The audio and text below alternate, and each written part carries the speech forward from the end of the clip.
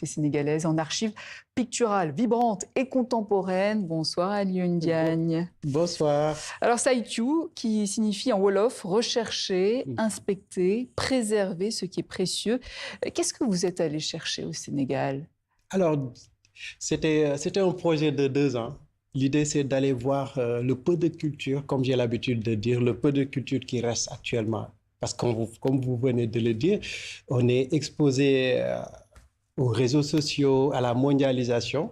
Et l'idée, c'était vraiment d'aller voir le peu de culture qui reste dans ces localités-là. Justement, vous êtes allé vivre auprès des communautés minoritaires, parfois isolées. Qu'est-ce qui vous a le plus marqué dans ces rencontres? Ce qui m'a marqué le plus, c'est ce côté vestimentaire. Parce qu'en fait, quand je partais dans ce voyage-là, je me disais non, j'ai hâte de partir parce que je vais trouver d'autres personnes, peut-être différentes. Mais quand je suis arrivé, j'ai vu des jeunes qui portaient des casquettes à l'envers, qui portaient des chemises, des maillots de foot. Donc, on ne peut pas les identifier. On ne peut pas identifier un Bédik ou un Bassari. Voilà. Côté vestimentaire. Bassari, Bédik, Djalonké, Konyagi. Konyagi, voilà, tout ça. Donc, c'est des minorités qui vivent dans le Sénégal oriental. Alors, vous peignez des rituels, des danses, des masques, des chants. Comment traduire en peinture quelque chose d'aussi vivant, parfois même spirituel? Parce qu'en fait, pour moi, la culture, elle est essentielle. Je suis un artiste qui aime et qui adore la culture. Donc, je me dis, il faut qu'on valorise la culture, même si ce sont des masques, même si ce sont des traditions. Il faut que j'essaye de les valoriser. Je dis souvent, si j'étais un chanteur, je vais les chanter. Mais comme j'ai mon pinceau, donc je vais essayer de les dessiner et d'essayer de les valoriser à travers ma peinture. Donc, c'est la raison pour laquelle je suis plutôt sur ce côté masque, tradition et culture. Ouais. Alors, votre technique repose sur ces petits modules que vous appelez des signes inconscients. Comment ce langage plastique est-il né? Alors, c'est un style de peinture que j'ai créé en 2013, juste après le décès de mon grand-père paternel, qui était maître coranique à Kaffrine. Juste après, quand il est décédé, j'étais en France. Je ne pouvais pas faire le voyage pour assister aux obsèques, à l'enterrement.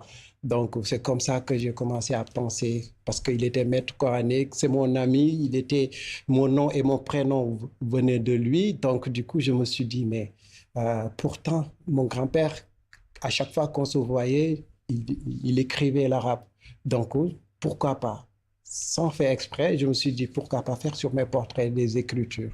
Donc, l'idée, c'est de créer votre propre alphabet pictural? Exactement, sans faire exprès. J'ai essayé de copier mon grand-père et à un moment donné, ça ramène ce style de peinture. C'est une création vraiment d'écriture ou de symboles ou de signes, mais ce sont faits de façon inconsciemment.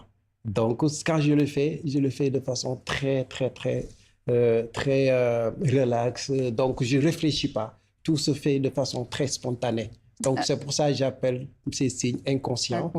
Voilà, que chaque personne puisse les interpréter selon leur propre perception. Alors, vous dites vouloir constituer les archives futures du Sénégal. Vous vous considérez comme un gardien de la mémoire? J'aime ça et je pense que je peux me définir comme un artiste archiviste parce que je me suis dit qu'au Sénégal, il y a énormément de problèmes d'archives. Et que moi, dans mon rôle étant artiste peintre, j'essaie de travailler sur ça pour que mes tableaux deviennent les futures archives du Sénégal. Quand on regarde ma première exposition au Grand Théâtre en 2022, c'était sur la mémoire sénégalaise.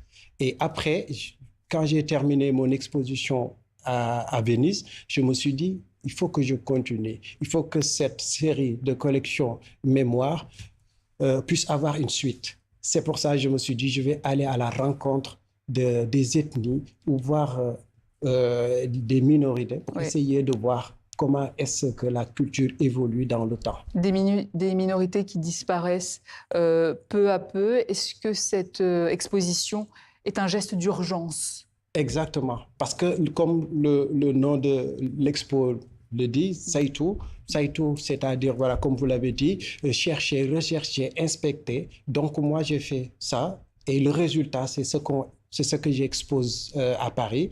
Et c'est dire, c'est urgent.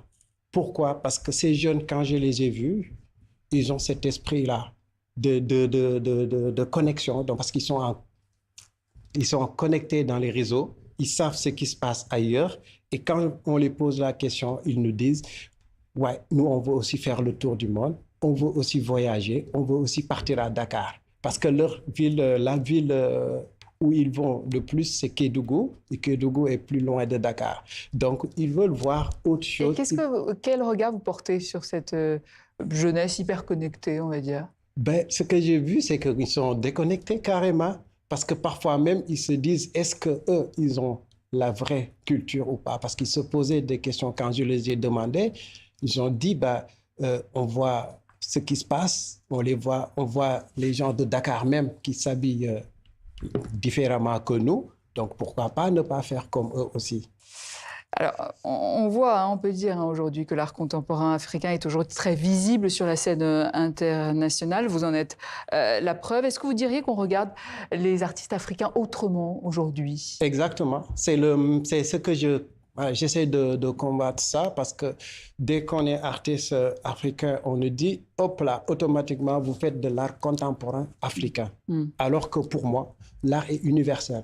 On ne peut pas dire que tel artiste est européen et tel artiste est africain. Mais j'entends régulièrement, ou même j'entends pas du tout quand un artiste européen expose, on dit un artiste européen expose. Mais à chaque fois qu'on voit que c'est un black, automatiquement, ou un noir, on dit que voilà, c'est de l'art africain.